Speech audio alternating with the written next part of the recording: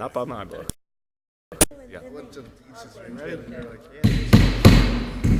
Good afternoon. I would like to call to order the June 2019 City of Columbia Planning Commission meeting. We'd like to welcome all Planning Commission members, staff, and guests. At this point in time, would everyone please turn their cell phones and PDAs to the silent or vibrate mode? The administrator will now proceed with the roll call. Mr. Dolphin? Here. Mr. Tupper? Here. Mr. Cohn? Here. Mr. Stigmeyer? Here. Ms. James? Here. And Mr. Frost. Here. We have quorum. Thank you. A brief review of the meeting format. Applicants with requests before the Planning Commission are allotted a presentation time of 10 minutes.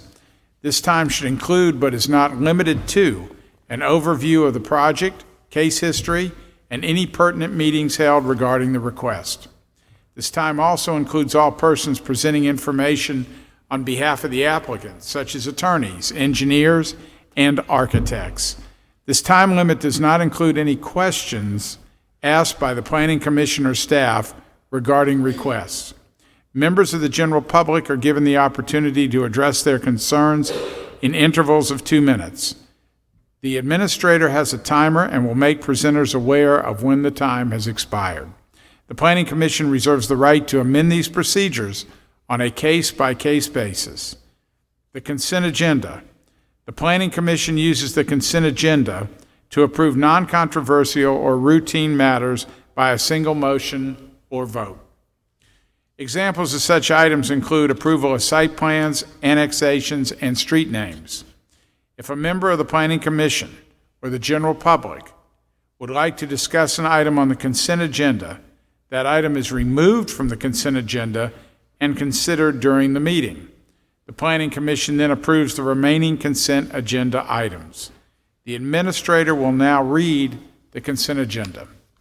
All right. The consent agenda is number 1, the approval of the May 6th minutes, a site plan review for 2050 Wood Creek Farms Road, which is a request for site plan approval to construct a 48-lot townhouse residential subdivision, a zoning text amendment, which is a request to amend the text of 17-258 to permit hotels, motels, and tourist courts in the C2 zoning district, a zoning map amendment for 2221 Divine Street, also known as 2204 Lee Street and 2215 Divine Street, which is a request to rezone the parcels from C1 to C2, and a future land use map amendment for 2215 Divine Street, which is a request to modify the land use classification for that parcel from UCAC2 to AC2. Do any commission members or guests today wish to have items on the consent agenda removed and placed on the regular agenda? Okay. I'd like to ask for a motion to approve the consent agenda. Mr. Chairman, I would like to make a motion to approve the consent agenda. Second. Do I have a second? Second. All in favor signify by saying aye. Aye. Anyone oppose? Consent agenda is approved.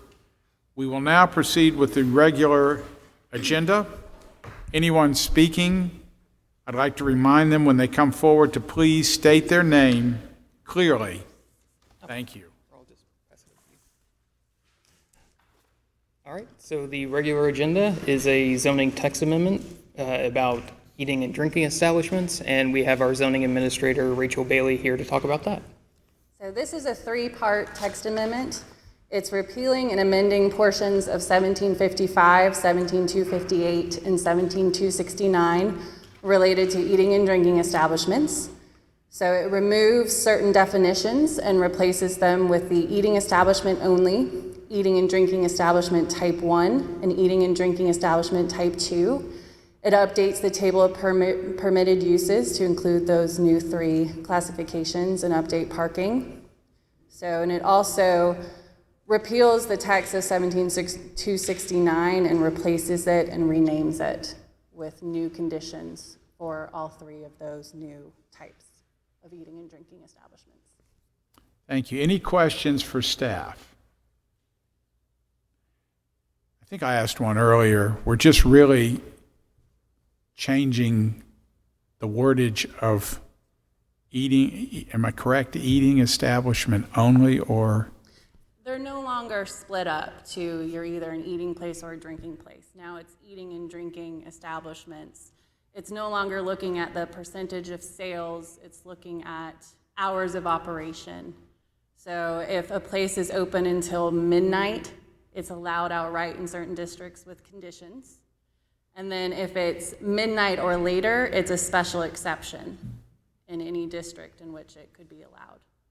So it looks at those hours of operation instead of the kind of subjective review of, is it more of a restaurant, is it more of a bar? So the current code is outdated, and this is actually very similar to what's in the proposed new code. Are there any guests who would like to speak today? If you'd come forward.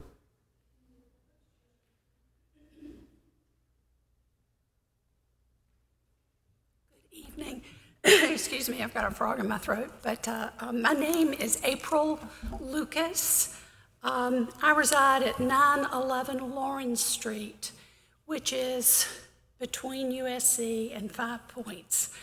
So we've been in front of City Council, we've been in front of administrative law courts. We've gone everywhere we know to go to try to get some relief for our residents of our neighborhoods. I applaud this effort to distinguish the late night bars from some of the other restaurants and facilities. That is certainly ours are one benchmark, but density is also a huge issue. Many studies have been done linking societal problems of alcoholism, problems of crime, to the density and the hours of drinking establishments. It should not be a secret to anybody that we have a lot of drinking establishments in 5 Points. These are not restaurants. We just went through a hearing at the Administrative Law Court that involved Cover 3. Cover 3's food sales were not 10%. They were not 1%. They were 6/100ths of 1%. So these rules that you're considering today, I think do distinguish between late night and regular hours. However, they don't take into account, or they don't give any specific directions to the Zoning Board of Appeals to consider things like density. The current rule is 400-foot separation. We have these bars cheek by jowl. Some are on top of the other, some are side by side, they share a wall, some are right across the street. So that rule has no one's paid any attention to that rule.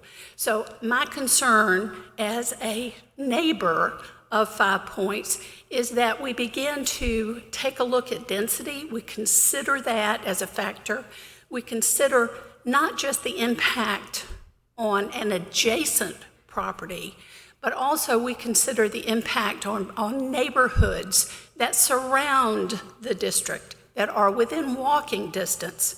I can walk, and frequently do walk, to every establishment in 5 Points. And there are several historic neighborhoods that surround that commercial district.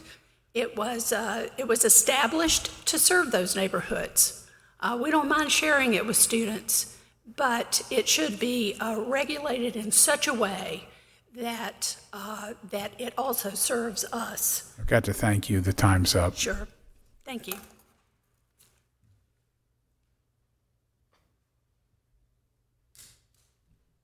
Well, my name's Dick Harpootlian, and I have been an attorney and neighbor dealing with the overconcentration of alcohol establishments in the 5 Points area. I got to tell you, while I'm a state senator, my concerns are not statewide, they're in 5 Points.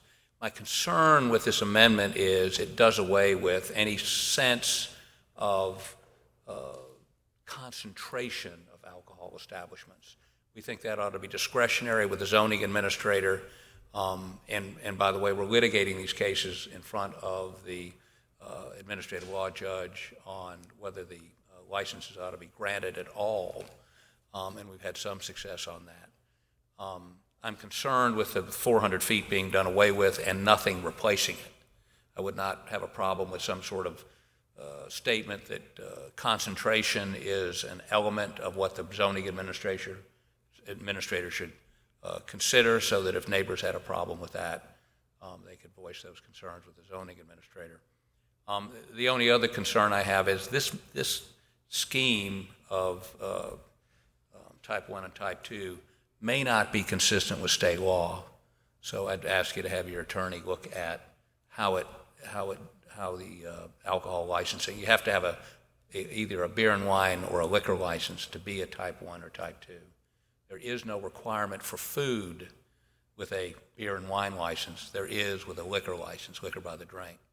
So you may want to make this a little more consistent with the state statutes. Thank you very much. Thank you. Any other questions for staff? So I can address one of the concerns with the proliferation and concentration.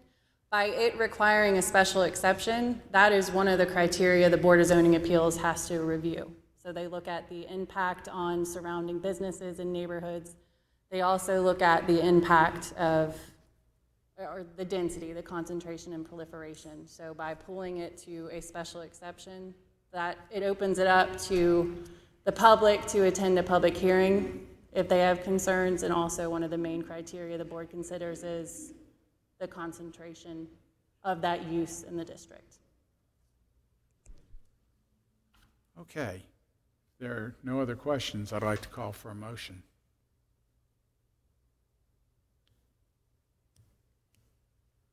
Mr. Chairman, I'll make a motion to approve the zoning text amendment. Do I have a second? Second. Any further discussion? All in favor signify by saying aye. Aye. Anyone oppose? Nay. The motion's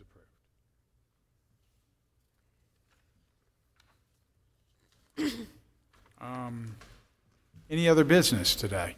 The only other business is just to remind you all and the public that we have a date change for next month's Planning Commission. It was July 1st. It's now July 8th, so it's the second Monday instead of the first Monday. Okay. Thank you, Shane. Nice job running it today, too. Thanks. Do we have a motion for adjournment? Make a motion to adjourn. All in favor? Aye. Meeting's adjourned.